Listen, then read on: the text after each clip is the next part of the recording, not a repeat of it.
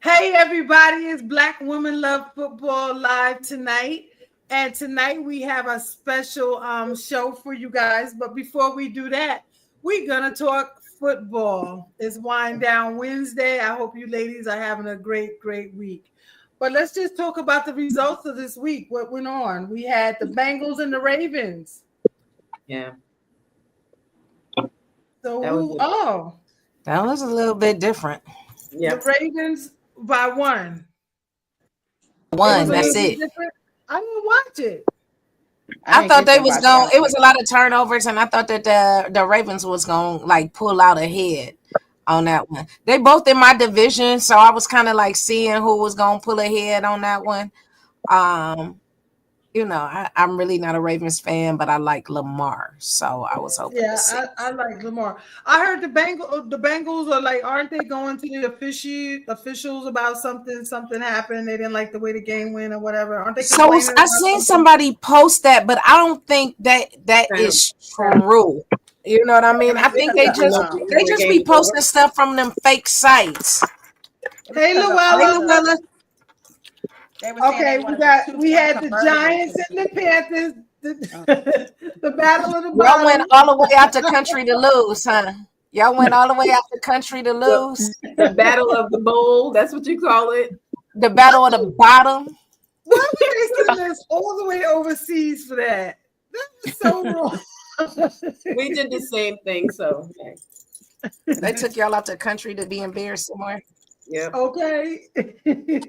Did y'all see how many international games it's gonna be next year? Like, I don't have no understanding of that. Why? Who? I think they're trying to capture that market. Yeah. The NBA We is saw capturing. this. Yeah, So the that That's is NBA is money. capturing that market. yeah. Hey Donna. Hey, Donna girl. Yeah, but the NBA has gotten that international market, so I think the NFL are going after it too. Yeah, because the Browns got the Browns Africa. Now we got all these African players on our teams and all of this. Yeah, and it kind of scares me a little bit because I'm looking at the NBA. Tell me if you see different, and I just see our young men being squeezed out. I don't know. and With the the rules international changed. players. They changed the rules to complement international players now. That's why the NBA is so soft now. Because Yeah, hey yeah. Renee. But yeah, and it's like I don't like it. I don't like it. Our kids are working hard. We're raising our kids, and I just see the NBA and stuff squeezing them out. I don't know. It's too They don't much want to see us play. But accommodations that's for because them. they're getting paid in college now. That's what it is. They getting paid in Mhm. college. They coming out of college millionaires. So yeah. But Yeah, those are for the yeah. players that have, deals like that. Not everybody that has that. So But what's the problem? You don't want to give it to Black American men. You know what I'm saying? That's what yeah. I'm looking at. You don't want to Yep, give exactly. it to our sons, Yeah. the ones that If you look at the that's makeup, still just look at the working. makeup of both of those sports. Mm-hmm. Yeah, Yeah. yeah. They already kicked us out of baseball because those people that you see ain't black folks. Mm-hmm. They ain't half of them ain't American. Period. Yeah, that's what I'm saying. And that's the You know what I'm trend. saying? Let's just go all the way there. They're not even Yeah. American. Now they're coming from Japan. Yeah. Dominican Yeah. Republic. Yeah, all of Yep. that. And half of them don't speak English. They know how to Not a hit a bat, take a bat, Mhm. and hit a ball. That's it. And Yeah, run the bases. and they're taking less money for their talents. Mm-hmm. Our young men have learned they can make millions, and now you get these international players that'll take a lot less for their talents. So Mm-hmm. it's getting scary. It really is getting scary. Our men are, young men are being pushed out. So it kind of scares me. Look, man, look what the Patriots did last week. The Patriots. I can't believe that y'all beat them Bears. That right there was Oh, amazing. my Listen, have son-in-law, you got that call from Keith yet? That's all I want to know. I got that call, second quarter from the next set of games. I said, Okay. I'm waiting for that call. I was like there with Spanky with my fingers, just waiting. And he finally called. He looked at my daughter and his wife. He says, I might as well get this over with. And she said, you might as well. Right. So yeah, the Patriots pulled it off. And I was like, okay. Because I didn't say I bet against them, but I said we playing sorry. I don't know if we're gonna win. And he's like, yeah, we gonna see y'all this weekend. You need to because he was talking tough a couple of weeks ago. He was. And he says, yeah, we beat a sorry. Yeah. He said, yeah, a sorry team beat us. That was his comeback. We have to have him back on. We definitely any given Sunday, though. Any given Sunday. It is. Mm-hmm. That is true. That's true. Let's talk about how them Saints went marching in on them Falcons. So let's talk about that. First of all, they had a marching band. They had the whole second line down Bourbon Street. We're talking about the Falcons here now. Right. Yeah. Right. Like they was thinking they tough. They was all posting like, come in your swamp, take over your swamp, like all of this. Every time somebody put a post up, like they take over something with the swamp, like whatever.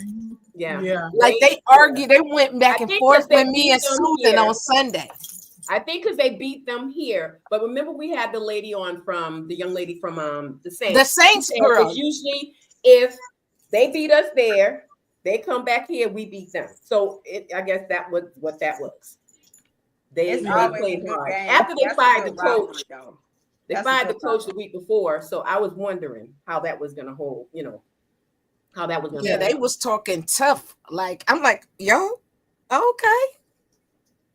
They was quiet as a church mouse Sunday afternoon. That is the biggest. I hear you, Luella. Luella said, "Now y'all know rivalry games are different." We absolutely do, but I absolutely know, and you, Luella, know how them Falcons girls be in that group too, and they be talking tough. And they was real quiet on that Sunday afternoon. It was real quiet. It was church mouse quiet. How about them Steelers by 1 point? And they came in like they were just dragged. Like they had just dragged Washington, and they didn't. No, hey, LaWanda, if it was not for that rookie jumping and not really recognizing that hard count, it was a real rookie move. They would not have won because Washington would have had that ball. And then they would have ran it back in. It was an absolutely great game. Yeah. Washington played them a little too close, though. Tam Talise and Leisha. Hey, ladies. Thanks for being here tonight. They just played them a little bit way too close. But then them Steelers girls came back like they just was like, they had dragged them, and they did not. Like, no, they did not. Absolutely not. Bishop said it was no dragging that took place. They had grabbed a prayer from on high. Bishop is a Steelers fan. Bishop, but it's a W. It's a one in that W column. That's all that matters. A win. I get it, right? I get it. I get it any way we can. Goodness. A win is a win. Okay, we talked about the Falcons and the Saints. The Titans. I like the Chargers. The Chargers look good against the Titans. We must say. I didn't see that game. The Cowboys and the Eagles. Y'all can skip over that one. The Cowboys got dragged. Now that's who got dragged. The Cowboys got dragged. We got drugged. We got dragged by almost everybody this year.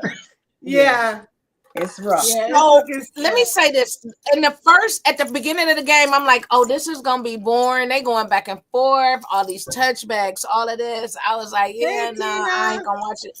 Then I'm like, y'all didn't let the Eagles dog walk y'all in y'all own and it's house. Usually always a good game, and our defense put us in a position to stay in the game, but we don't have no offense. We don't have no offense whatsoever. That's everybody's story, game. I think. Yeah. Then you saw that they was talking about that.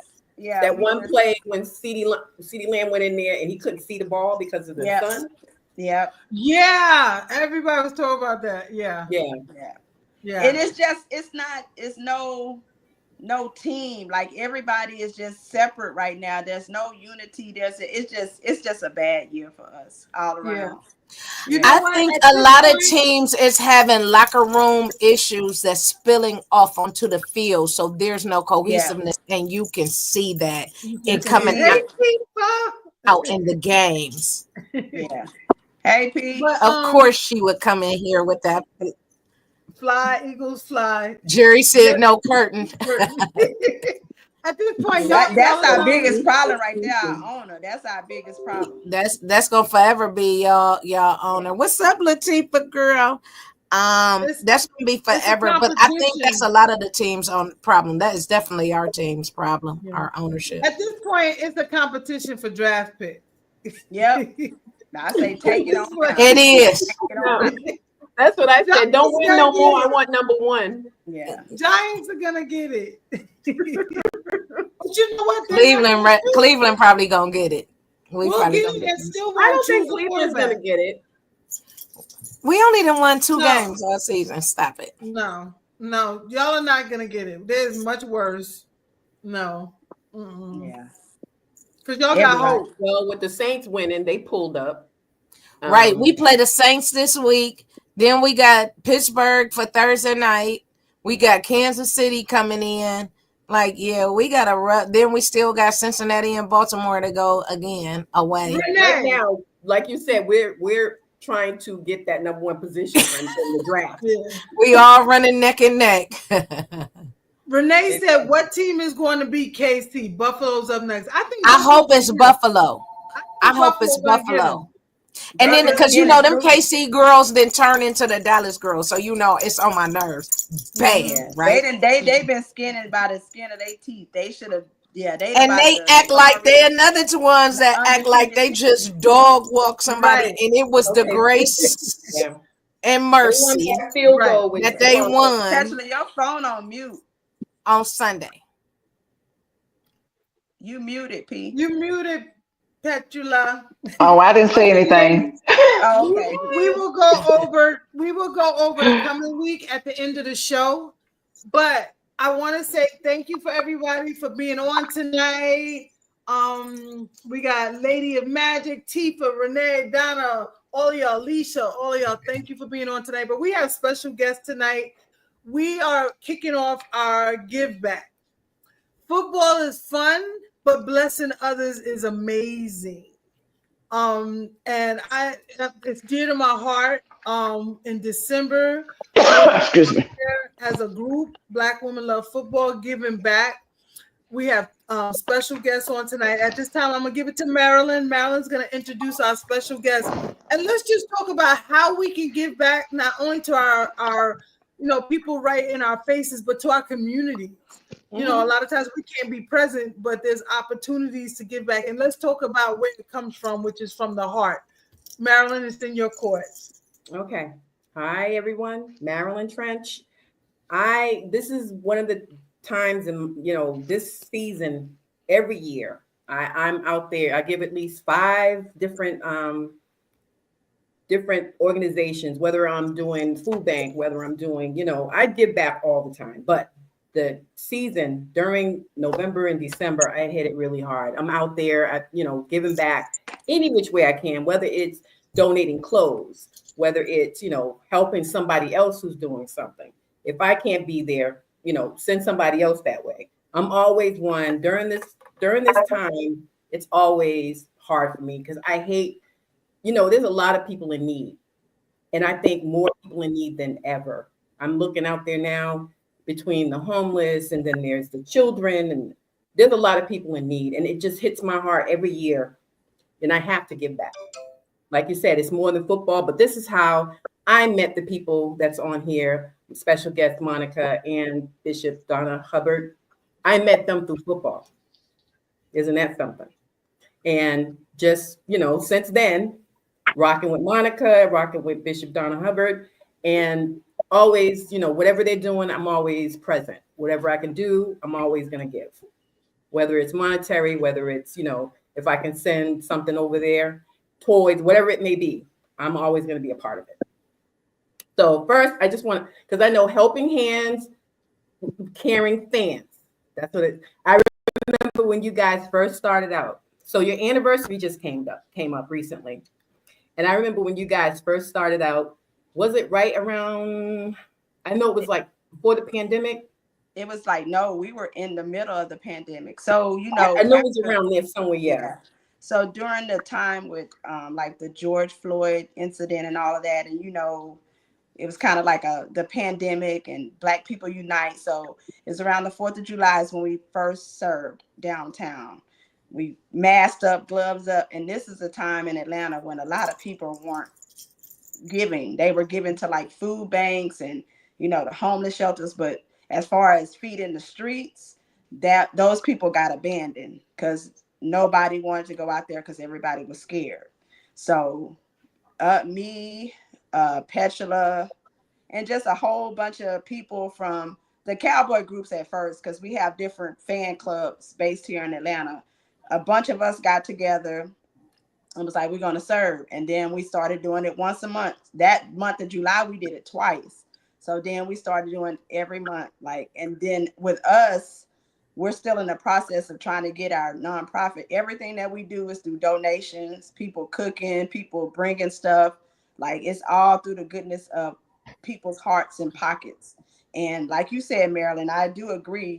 November and December, it's easier to get people to give and get on board, but we are out there every month. If whether it's if we feeding good hot meals, they be like, we be ready for y'all to come out there. And we've And even they were got frying fish. Right. We had a fish fry. It's so crazy though, because people, when we say what we're serving, they be like, y'all serving them that? Why wouldn't we serve them that? I wouldn't give them anything that I wouldn't eat myself. Homeless doesn't mean that you feed them slop. That's just not how we roll at all. So Petula is my right hand right there. It's a lot of work and a lot of times I want to throw in the towel and be frustrated, but that's not the call. I can't run from the call and God got on my life. So Wow. Petula, you got anything? Petula. Is she Oh no, I don't have anything. It's just a blessing that we can. It's just a blessing that we can give. We're able to give because the very first time that I went out there and I got back to my car, I just boohoo cried like, oh my God, So it's just it feeds your soul that you can give to other people. And we get to the point that when we give out of food and people come, I'm like, I'm going to the car. I ain't gonna be to say no. So it's just I never want to run out of food because it just makes me real sad. So Yeah. so But we try to have a there's many groups besides us in Atlanta. We have there's always groups. Anybody that's listening that's wants to try to affiliate with somebody, we right. have Helping Hands. We do the third Saturday of every month. Hmm. You can follow us on Facebook, Instagram. We also have Smile Trust, Make the Homeless Smile. They do every third Sunday of every month. So those are just different groups that if anybody wants to get involved, the Gateway Center, they're always taking clothing and hygiene donations. You can always give to them. There's several women show, especially around now, toys for family. Marilyn, you was out there. There was family that needed a hotel room. So we collected to try to get them I was off. telling them about the kids. Yeah. And that was I talked about that conversation. What do we call it on Saturday? Coffee and conversation. Coffee and conversation. I mentioned about them kids, and that was what stuck in my heart when I left there that night. Because to see kids Indian style and there's no shelter room for women and children out there as they do the men. And the resources are not out there for the women and the children. And to see them on the concrete and eating Indian style on the concrete, it broke me down. I could not. When I got home, that's what stuck with me all day. Yeah, it took me and Monica a long time to drive off because we was debating if we was gonna go over there and talk to the young lady. Remember the young lady that was out there Oh around? yeah, the young It took us girl. a minute. We was like, should we go ask her what she gonna do? What we gonna do? We gonna put her in the hotel? We was sitting there trying to figure out what we was gonna do. It was just like it was just too much. Yeah, But it was a lot. because it's at the same time though, you have to be careful because everybody out there has a story. So you got to be careful too because people will play on your heartstrings. So it definitely takes a lot. to give you because I have a big heart, and if I could, that's why I don't think I've ever been blessed to have a whole lot of money because I give it all away. So yeah, but anytime, like I said, we appreciate donations, cooking food, coming out there to serve. We're always looking for people to help us. Mm-hmm. And our Thanksgiving is this Sunday. On Sunday, we're doing Thanksgiving, the 17th. At Woodruff Park, we'll be serving a traditional Thanksgiving. This Sunday, I'll be there. We're gonna be at Woodruff Park. Yeah. Oh, I'll be there. Yeah. the parking is crappy over there, but yeah, I know. We'll make it work. I have a question, Bishop Donna Hubbard. If you want to introduce yourself and tell about your program as well, but I'm going to ask you to do that. And then my question is for the both of you: where did the pull come from? You know, because I know giving, you know, from a little girl, we always, you know, I always wanted to give and things like that, but. Where did the pull come from? I know, you know, there's things that happen in my life now that makes me want to be a blessing more than ever because I find that in giving and in blessing others, it heals me and it helps me, you know, and I share that with anybody. You want to be blessed, bless others. You want to be healed, help heal others. So that's, you know, as you introduce yourself, Bishop, if you would answer that for me as well as you, Monica, after. Okay. You know what? I'm going to let Monica go first about what the pull is because it's kind of in my introduction. Marilyn can talk about how she met me, but it's kind of in my introduction where my pull came from. So that will answer it. Is that okay? Yeah. Okay. All right. So, Monica, you and Petula. The pull for me came from just the way I was brought up, being my grandmother raised me, and she never turned anybody away if they needed somewhere to stay, if they needed a meal. Yeah, I see you. Yeah, I see you. My grandmother raised me as well. It's more like would never turn nobody away. That was my grandma. It's more of giving. You don't want to see, but we can't save the world, but we can save as many as we can. Right. And our motto is, if we all do a little, nobody has to do a lot. So right. Yes. Wow, I like that. That's true. That's true. Thank you, Monica. I'm sorry, y'all. I'm a crybaby. I'm the punk. No, I'm a cry. You got it. Don't make any excuses. No. Look, don't make no excuses for a Black woman with emotions. Not during this year, honey. Not this time. Not right now. Look, they be betting on me if I'm a cry now. They know if anybody gonna cry, it's gonna be Yeah, I'm the same way. Yeah, but that's what I'm the same way, so I understand. She was the meanest, sweetest woman you'll ever meet, but she never the meanest. Yeah, I have one of those too. That's probably what my grandkids say about me. That's probably what my grandchildren say about me. It is. It's probably what my grandbabies say about me. Yeah. So, Monica. Yes, I'm done. That's where it came from. Just the way I was brought up, you know, and just you're always told you're blessed to be a blessing. So my blessings that I get comes back tenfold for me and my family. So, amen. Yeah. And I always say that if it's not in you, you'll make excuses. So I always tell Monica when we be out there having our little speeches, I tell people if it's not in you, it's not something you want to do, you'll always make excuses. So that's true. We're gonna make it work regardless. Me and Monica gonna make it work if it's just us. We don't even care. Period. Amen. Yeah. Wow. Okay, Bishop, the stage is yours. All right. So, first of all, let me say thank you to some phenomenal Black women who love a phenomenal sport called football.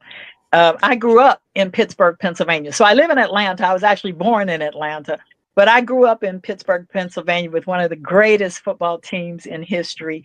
And I truly, I mean, what can I say? What can I say? Okay. But, you know, I mean, when I think grew about up there too, but it wasn't my team of choice. But go ahead, girlfriend. Well, you know what?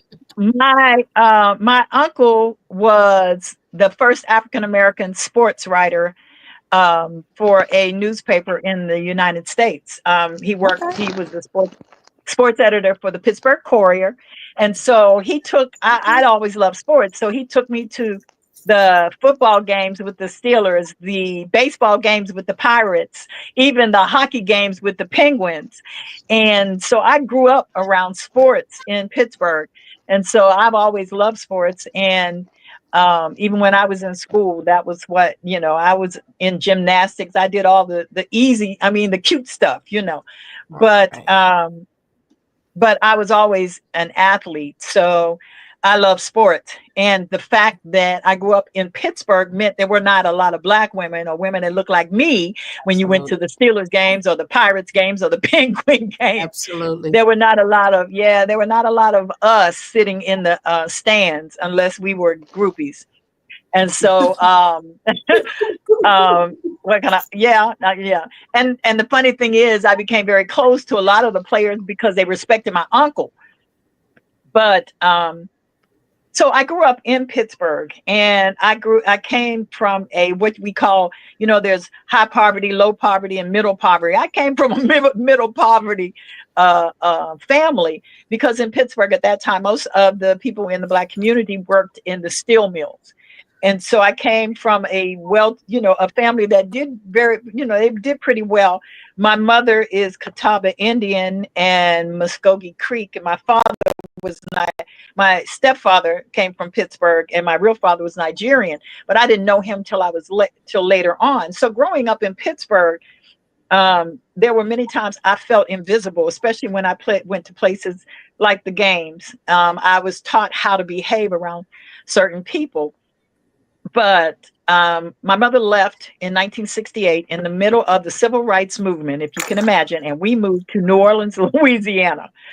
And they told me I was going to a school where there were no white people. And I said, oh, I'm not going there. You got to be out of your mind. But that was just because that's what I was used to. But the reality was, change is difficult. Even when we want change in our lives, change can be difficult. And in the middle of the civil rights movement, I didn't know where I fit in, because I was raised around so many different people, and it was very diverse. And I really felt invisible most of the time. And then all of a sudden I moved to New Orleans, and they only saw one thing, and that was my skin color. They didn't see my intellect. They didn't hear my accent. They didn't see my heritage. They didn't see any of that. They saw my skin color. And so I felt like, I was always asking, can you see me now? I want to talk a little bit about how I ended up with Woman at the Well Transition Center. So at a very young age, I was married off. At 16, I was married in an arranged marriage. Didn't know my husband, and I was married off. At 20, I had 3 children. And at 21, I knew I could not stay in that marriage. Didn't know what that meant, but I had to get out. I had to save myself, because I saw that salvation wasn't coming from any place else. And so I left, and I was at 21 years old with 3 children. And I felt like I didn't even know where to start. I had a high school education. I had some college. I moved to Washington, D.C. And in Washington, D.C., I got a job as a flight attendant. That was unheard of. Nobody hired a young Black girl with 3 kids to be a flight attendant. But the favor of God was always on my life. And so I ended up with the job as a flight attendant, and I met this guy who was an athlete. He was a baseball player, and he treated me like I was gold. He dressed me up. He took me to parties. He told me I was the most beautiful thing he'd ever seen. And one time he took me to a penthouse party, y'all, and I was drinking champagne. Now, let me tell you, I thought I was living large, okay? But the reality was, after having been married and having left my husband, who was very abusive, I was looking for love in all the wrong places. And so I ended up with this man at a penthouse party, and I was drinking champagne, and I woke up, and there was a man on top of me that wasn't him. And there were other men standing along the walls waiting to take their turn. I was in shock. I was confused. I didn't know what was wrong. I couldn't move. I couldn't scream. And all I knew is that I passed out. And when I woke up, I was alone in that penthouse and I was naked under a sheet. I was so ashamed and so afraid and so scared and so confused. And I was young. I was in about 25, 23, 24 years old at the time. And I didn't know what to do. And I couldn't tell anybody because even back then, you know, the first thing out of everybody's mouth was, that's what you get for being up there with your fast tail. Because back then you were either a prostitute or a whore, and there was nothing in the middle. Okay. And so I didn't know. I didn't tell anybody. I didn't know the men who had raped me that night, but they knew who I was. And for months after that, I would go to nightclubs and try to anesthetize myself with alcohol and drugs to forget what had happened to me. But I realized everywhere I went, there I was. And you can't run from your memories. So once or twice I was in a nightclub and a man leaned over and whispered in my ear what he had done to me. And I jumped up and I ran, and I was, you know, assaulted again in the hallway. And I realized I was never going to get away from my memories. And I took my children, left my job, and I moved to California, to one of the worst neighborhoods in LA. I didn't know anybody. I just knew I had to get away. And so I went to California and I moved into one of the worst neighborhoods, a couple of doors down from a man and his wife and her sister. And they helped me look for a place to live, to make sure I could stay there. They helped me find clothes. They watched the children when I went to go look for a job, and they helped me with food. And 2 months after I had come to California, he told me he was a pimp and now I owed him. And if I didn't do what I was told, he would either take one of my daughters or he'd kill us all. Oh, my God. And I did what I had to do to stay alive. That's all I knew how to do, was to stay alive. And so I did what I had to do. The problem was, my asset has always been that I've been articulate, and I knew how to carry myself, considering I came from Pittsburgh. And then, so I made them a lot of money. I made him a lot of money, and it got too much attention. And the gangs in LA were very vicious, and they basically told him, either you sell her to us or we're going to kill you. And he knew what he had to do. So he sold me to the gang. They showed up at my door. My children were at school that day, and I was raped repeatedly. And that was their way of telling me I was going to obey, or I was going to die, or they were going to take one of my children. And I knew that I had to stay alive, because I could not imagine what they would do to my children if something happened to me. So again, I was faced with doing what I had to stay alive. And I ended up pregnant and in the hospital at Women's Hospital in Los Angeles. I had $1,000 a day cocaine habit. That's how they controlled me. And here I was pregnant. And at that point, they weren't going to release me from the hospital, because they knew that if they released me, I was going to die and the baby was going to die as well. So I stayed in the hospital until I was released. And I was only released after she was born. She was 2 pounds and 10 ounces. And her name is Miracle. And today she's working on her doctorate. She has her bachelor's and her master's, and she's the mother of 2 children. And her name is Miracle. And so, but when Miracle was born, my mother was living in Minnesota by then. She had left. She'd moved from Jackson, Mississippi to Minnesota. And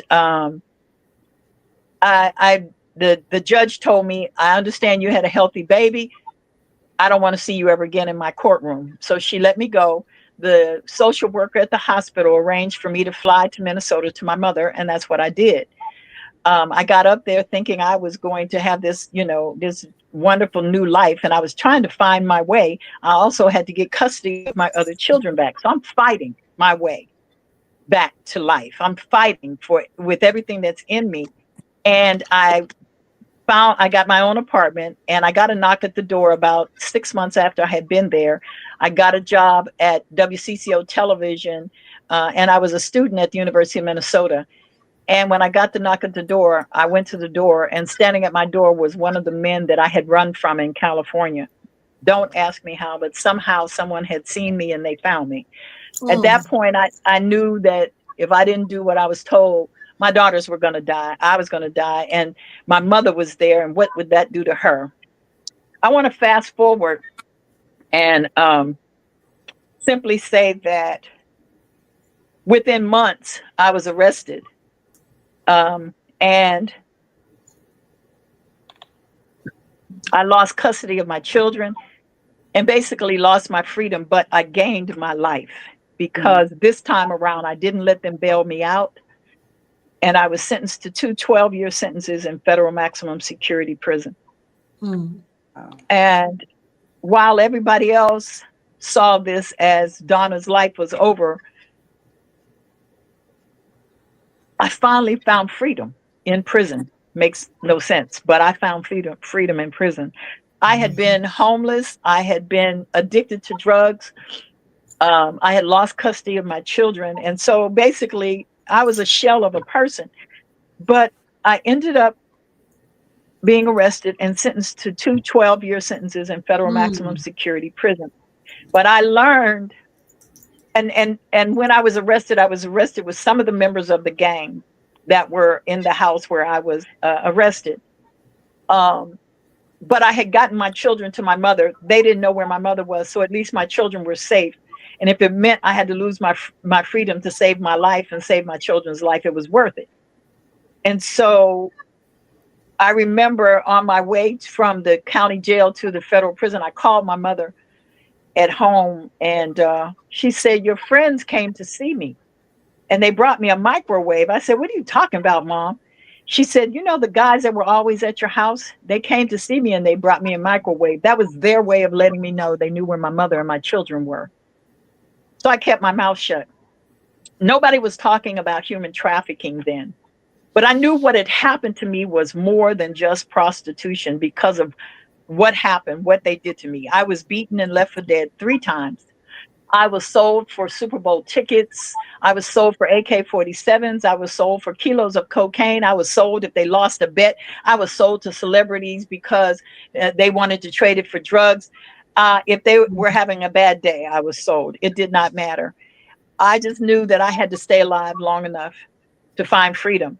And believe it or not, I learned what free meant because I ended up in prison. And so while I was in prison, I didn't talk a lot about what had happened to me because I didn't know how to talk about human trafficking. Nobody was talking about trafficking then. But I knew that what had happened to me was more than just prostitution. And so while I was incarcerated, I knew that if I was going to give this much of my life, I was going to get something from it. And so I started working in the library. I started, number one, working to get my body back. I bench 170, I can squat 285, and I deadlift about 310. I worked to get my body back because my body had been ravaged by drugs. And then, so I learned to put together what I felt was going to help me regain my life. And those were the principles of accountability, commitment, and consistency. And so I developed a program while I was incarcerated, doing 24 years, 2 12-year sentences. I developed a program for women like myself to get our lives back. Because while I was there, I realized that I wasn't the only woman this was happening to. And I wasn't the only woman that was facing the kind of challenges that I was facing. I was definitely not the only mother to be incarcerated. So one of the things you need to know is that 81% of the women who are incarcerated are primary caregivers of their children, and only 20% of the men who are incarcerated are primary caregivers. The there is a disparity in sentencing where women are sentenced more severely for some of the same crimes that men are sentenced for, because they want women to know better. You're supposed to know better. You're supposed to be a good girl. So, men get out of prison and all of a sudden they're macho men, they're heroes, and women get out of prison. We're bad mothers, we're bad wives, we're bad daughters. And who's going to want to take you home to mom and say, she's a wonderful woman, I love her, and oh, by the way, she just got out of prison. So I began to work on myself. I began to regain my life. I began to regain my self-esteem, my self-respect, and my self-confidence by learning the principles of accountability, commitment, and consistency. And every program and every project and every curriculum that I have at Woman at the Well Transition Center is centered around the principles of accountability, commitment, and consistency. So Woman at the Well Transition Center started when I got out of prison, and I was in a halfway house. I ended up getting parole because mandatory sentencing had not been introduced yet. And so I ended up in Atlanta because my father, my real father, not my stepfather who raised me, but my real father was here, had never been around him, had never spent any time with him. And he had just gotten out of prison, but they let me go to my real father and wouldn't let me go to my god sister, Betty Wright, who the cleanup woman, no pain, no gain. They wouldn't let me go to Betty in Miami, and they wouldn't let me go to anyone else. I ended up going to my dad, who had just gotten out of prison himself, as if that made any sense. But I went to Atlanta, and I came here knowing this is where I was born. And if I had to start over again, this is the best place. I didn't want to go to my mother because I didn't want to bring any more challenges to my mother. But when I got here, I started working with an agency, Aid to Imprisoned Mothers. And Sandra Barnhill helped me to really look at what I wanted to do with my life. I got saved while I was incarcerated because, you see, I wondered what this man they call God, this man they call Jesus Christ, what would he want with a wretch like me? And I couldn't imagine what a God who was as wonderful as they say God would want with somebody who had been through what I had been through. But I got on my knees and I said, Lord, I don't have nothing to bargain with, but if you'll save me and you save my life, I promise I'll live for you. And that day in the county jail, when I got up off my knees, I have never looked back, because I know that it was only by God's grace that I'm here today, because they were planning on killing me, which is why I got arrested. I heard them over talking that they were going to kill me. And so I knew that I had to do something. And so I know that my life was on the line and that no one could save me but God. So I started Woman at the Well Transition Center here in Atlanta with about 9 women in a support group, providing, and I would help. We would get professional women to come in and talk to us. We became mentors to one another. We became educators to the community about the realities of what it meant to have been incarcerated, what it was that women like us needed to reintegrate back into the community.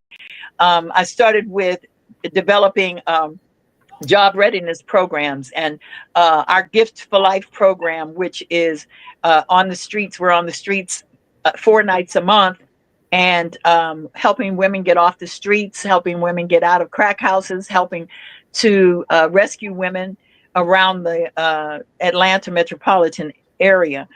But even since then, I asked God, I said, if you give me my job back as a flight attendant, I promise I will never let money be the reason that I don't go where you asked me to go. And I have been an American Airlines flight attendant now for a little over 10 years. Wow. I am the first human trafficking survivor and formerly incarcerated woman to be hired as a flight attendant by any major commercial airlines. I am considered the eyes in the sky. And I work with agencies such as the United Nations Office on Drugs and Crime. I've had an audience with His Royal Highness in Qatar, His Royal Highness in Dubai. I work on curriculums to train law enforcement, public health officials, aviation employees, and community leaders on how to recognize and report human trafficking. Right now, I work with NOBLE, the National Organization of Black Law Enforcement, and the NFL. In case you can't see it, I'm actually wearing a Chicago Bears jersey that is autographed by my dear friend Coach Mike Singletary, who is one of my partners in our child ID program. And so I am considered one of the foremost survivor leaders and subject matter experts on the issues of human trafficking. And I've helped to rescue a little bit more than 3,000 women and girls from around the world, from Kuala Lumpur to Bangkok, Manila to Kenya. Amen for that. We pulled 23 women from Kuwait, out of Kuwait, back home to Sierra Leone, where they were trafficked out of Sierra Leone into Kuwait. But what I have found is that my greatest sacrifice, with all of the awards and accolades, my greatest sacrifice is how it impacted my children. And so Woman at the Well Transition Center has several programs that center around working with the children of women who are not only survivors of human trafficking, but whose mothers are incarcerated. We have our Back to Learning camp, which we started right after COVID, because our children didn't need to learn to go back to school, but they had to go learn how to go back to learning. And so we started working with children and helping them learn how to go back to learning. Our Gift for Life program is on the streets. We pass out condoms. And yes, I got a lot of flack from my churches, the churches I belonged to at the time, about passing out condoms, because they said, well, you're condoning what they're doing. And I said, no, I have two choices. At that time, I was a pastor. I said, I have two choices. I can either give them what they need to stay alive, or I can just do their funeral. And I choose to give those women and transgender individuals what they need to stay alive until they can make that decision, or until they can be rescued. Then we have Image, which is our job readiness program. So we have job readiness. We have Image program for our adult women, who take that right before they get out of jail or prison. And then after they have finished getting out, after they get out of prison, they can also take the Image program for job readiness. But we also have Image job readiness for teenage girls who are getting ready to go apply for their jobs for the first time in the summer. And then we have Image for tweens, and that's helping young girls learn what influences them, how to deal with those influences, what's appropriate behavior. So IMAGE stands for a different acronym for each age group. We have Healthy Lifestyles, which basically helps women who get out of prison. We make sure they have housing and support services. And then finally, our biggest project, which is where I met Marilyn, is our Christmas Angels Children's Holiday event. That's a whole lot to say at one time, but we just simply say CASH, CACHE. But for people who don't understand, you need to know that holidays are the hardest time for mothers who are incarcerated. Women of color are the fastest growing population of people in the jails and prison system. And what's sad is that what we have found is that women, minority women, are the fastest growing population, but we are being convicted of more violent crimes at much younger ages. So we have to begin to mentor these girls, to mentor these women, to support these individuals, so that they will have a pathway back into the mainstream. We have to create communities that engage them, embrace them, and encourage them. And one of the reasons that we are the fastest growing population is because of drugs. We are drug mules, and because like myself, they control us with drugs. And then because of human trafficking, and human trafficking is not just sexual exploitation. Please understand, it is force, fraud, and coercion. So force is, of course, kidnapping. Fraud is by selling the dream. If no experience necessary, no, all expenses paid, come here and work for us. And people buy into that dream and end up being trafficked. And then there's coercion, which happened to me. You either do this or that. And in many cultures around the world, they will literally tell them, either you give us your daughter or we'll kill the whole family. And what would any one of us do? The other challenge for women like ourselves is mental health and domestic violence. And so when you think of mental health and domestic violence, and how many women, young women of color, we see on the streets now, homeless and with nowhere to go, it causes us to look and say, what's really going on? How do we stop this? And so we've got several projects coming up. Our Coats, Quilts, and Coffee is for the homeless. I would love to partner with you, Monica, on that. and our Space Jam, which is going to be our basketball tournament, and bikes and barbecue, which is we're going to find out which motorcycle club makes the best barbecue in the city. But our current project right now, and this is a project I hope that you all will consider getting involved in, donating, volunteering, supporting, and that's Christmas Angels Children's Holiday Event, CASH. This is 27 years I've been doing this. I started in the basement of our church at Wings of Faith with 9 children, 9 families and 11 children. And last year we served about 130 children and 83 families. And this year is a gala event because it is our 30th anniversary. It is the most bestest Christmas pageant ever. So if you ever seen the movie, The Best Christmas Pageant Ever, it's about these little kids that are not welcome in the community. Their mom's an alcoholic and a drug addict. Their dad is whoever you point at today. But they found out that it was this young couple who gave birth to this baby in a manger. And they said, "You mean they were born in a barn?" Yes, Jesus was born in a barn, and they did not understand until they learned the story about Jesus' birth and what it meant to the world. And all of a sudden, those children being involved at that church in the nativity, the telling of that story changed their lives, but it also changed the lives of the community they were in and how they looked at these kids, and it changed the lives of that church that they were in. And so this year we're doing the most bestest Christmas pageant ever. So we're doing a skit about the birth of Jesus under a bridge in Bankhead. And, and we have angels. We have 3 wise men. We've got 3 wise men who are a police officer, a doctor, and I can't remember what the other one is, but we've got these 3 really interesting wise men. We've got some angels who are going to come from all different areas around Atlanta, and the story is going to still be read by our celebrity host and guest, Young Jock, and so the children are also going to perform a song that was it's an original song that is written for our children to sing called "I Belong." And finally, we have some children coming back who have children now themselves. And these children were children whose grandmothers and caregivers and foster mothers brought them to Christmas Angels 20 years ago. And now here they are coming back to talk about what it means for them to be involved. So I know I've talked. I'm going to finish, and I'm going to wrap it up by saying, in whatever way you would like to be involved, Marilyn will tell you we're always looking for volunteers. We're always looking for toys, for donations, but we really want this to be the year that the community embraces these families and lets them know, after all of these years, we really can make a difference in the lives of these children and these mothers. So I want to thank you all. Thank you, Marilyn. Thank you, Black Women Who Love Football, for being here, for listening, for the way that people look at our children today. We look at a group of children that are so difficult sometimes to even talk to. But I want you to think back to that cartoon, Bebe's Kids. Anybody remember Bebe's Kids? Wave your hands. Well, guess what? Bebe's Kids had kids.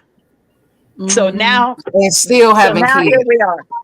And right. And if you remember, and they still haven't kids, but if you remember that cartoon, we never saw Bebe. We heard her voice, but we knew that entire community embraced those children. That entire community raised those children and cared about those children. So I thank you so much. And I cannot tell you, Marilyn, how much you and your team, I always give her an assignment and they carry it in. I mean, they wear it out. I can't handle all of that, but thank you all so much. Patriots fan club group, been with Bishop now 8 years. Oh wow, that's wow.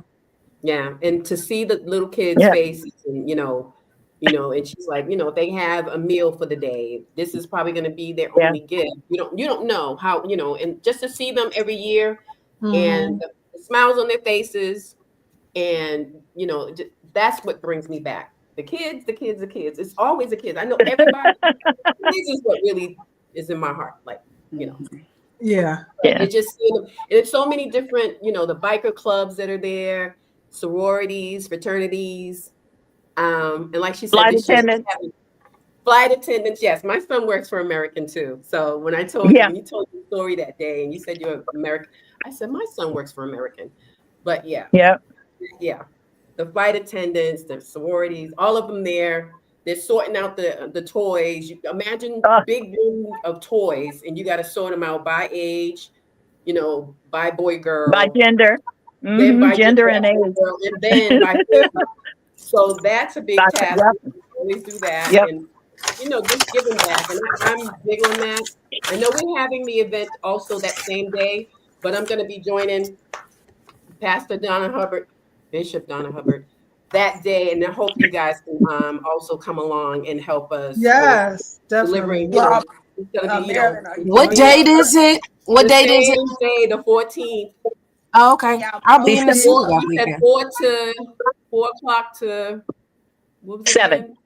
4 to 7. 4 to 7. Oh, okay. Yeah. So, Marilyn, can you get with Bishop Hubbard and see what we need to do, especially the ones of us that's traveling, so that we can be prepared for later in that day, and we can definitely get a sign up going, and we could chip in on what we need to do for to assist her with that.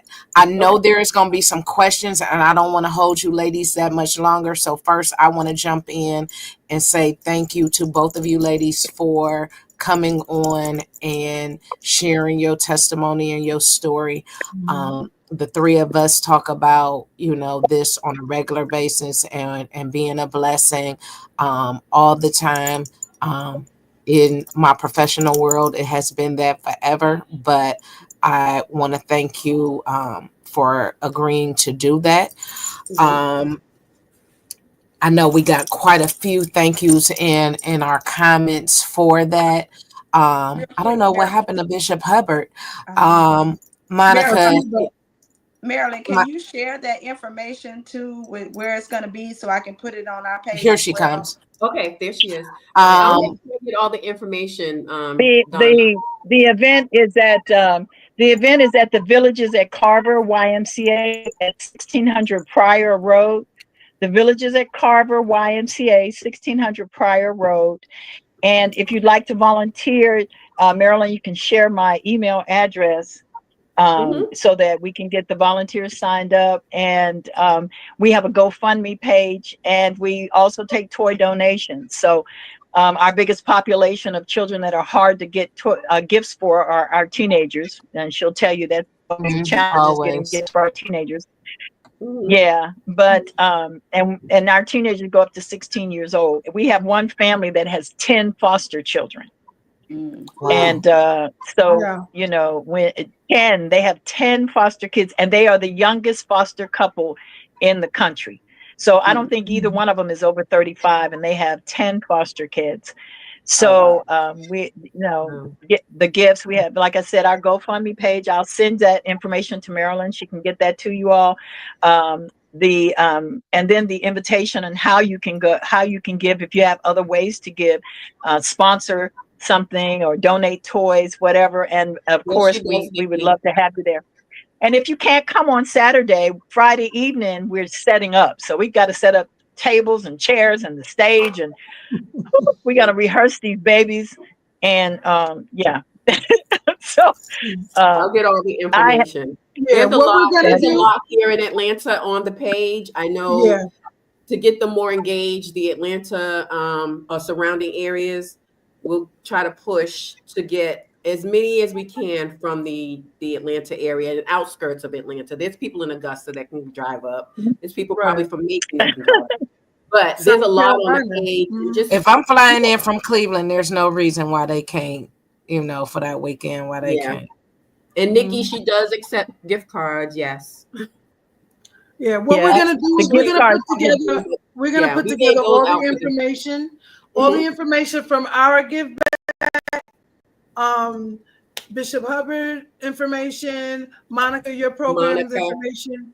We're gonna make it a big thing, and we're gonna put it in the group. We have 35K members, and our ask is that we give back during this season. If you're not giving in your city, if you don't know where to start, we're giving y'all a starting point right here. Black And woman I'll make it a feature at the top. Once Marilyn puts everything together, all the links and get all the information, I'll make sure that it's featured at the top. We already have the app that's going. So the link, we will definitely make sure that it's featured at the top. So you can definitely donate on there, and we'll make sure that all donations are transferred over, as well as the information to contact both of the ladies for their individual projects. Okay. And So Monica, if you you are know of doing a all family, if you know of a family who's impacted by either human trafficking or incarceration, whether it's the mom or dad that's incarcerated, or if they've had a major life-changing event. We have one family, the mom was an EMT driver and was hit head on going to a call, and left these three children to be raised. And so we've taken care of them for since Maryland's been around for 8 years. So, I mean, if you know of a family that needs our help for this year, we would love to have them. So when I share the link, Marilyn, there's also a registration. You can just forward it to these families and they'll register the children and families. It's a formal event. So all we need is a reason to dress up, y'all, but we'll give you some aprons if you're working in the food. And so. Okay, I'm excited. That whole weekend, we're going to just be giving back. Just giving back. Giving back. Just giving back.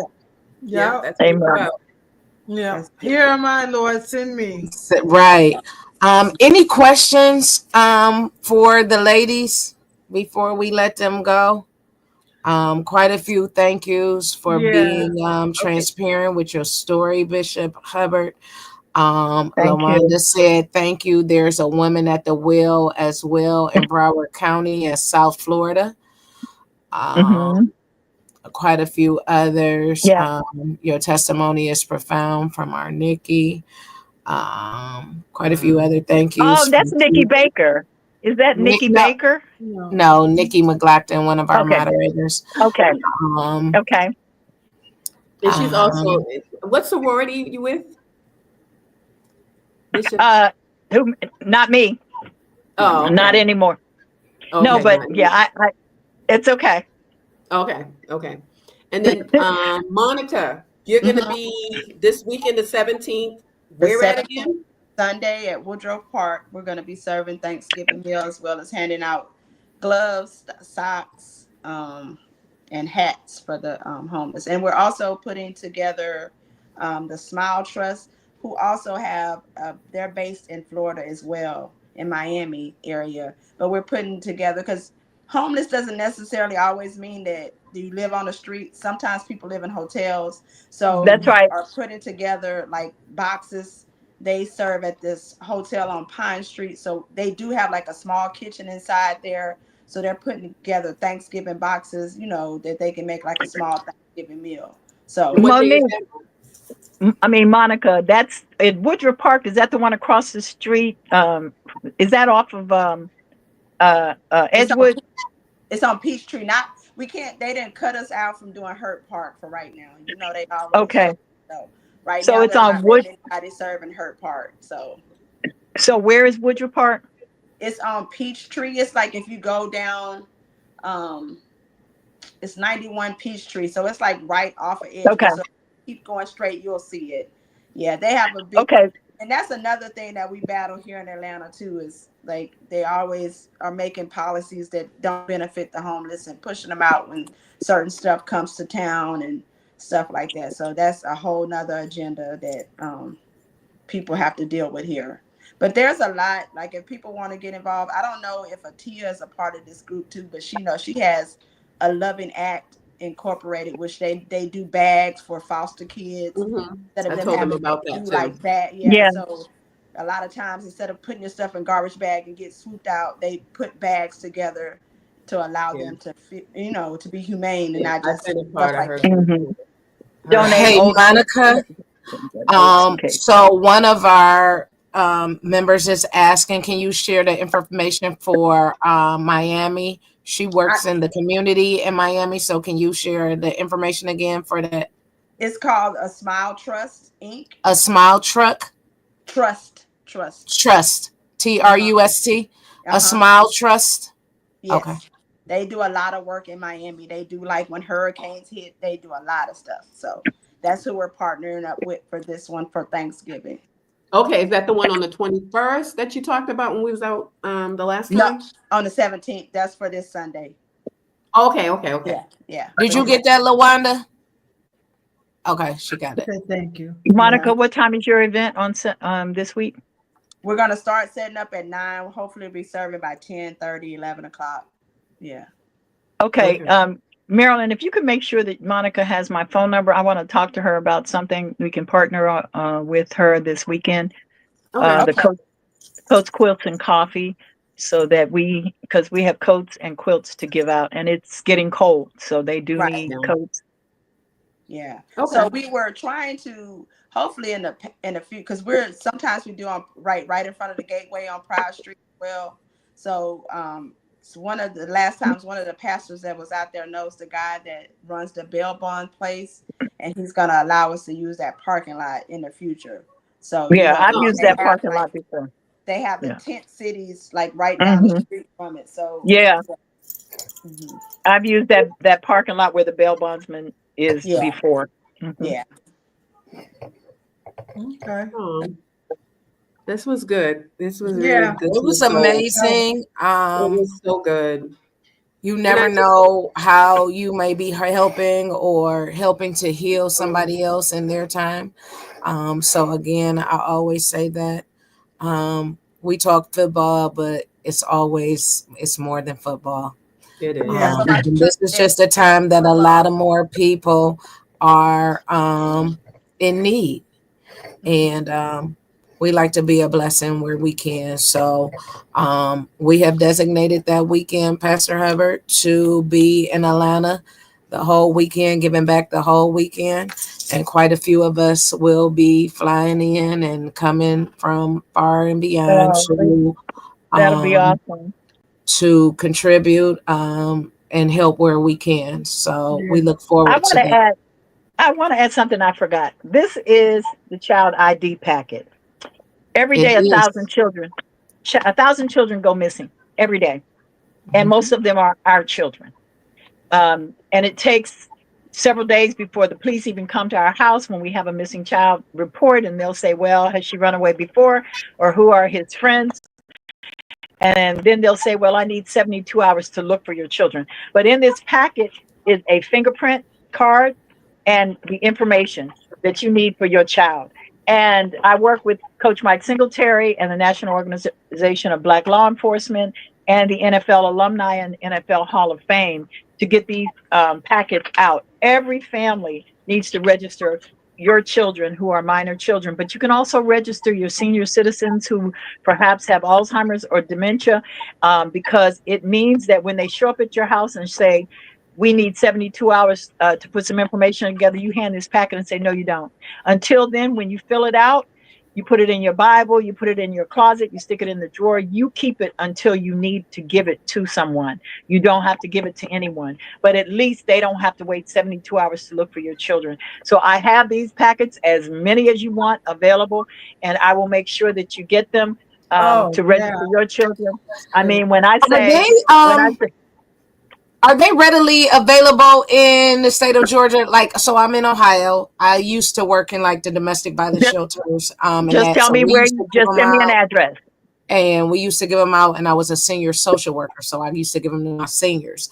But I don't know if they are regularly available in all states. That's why I was asking. No, send me your address. We ship them to you for free. I don't care how many you need. We'll ship you as many as you need for free.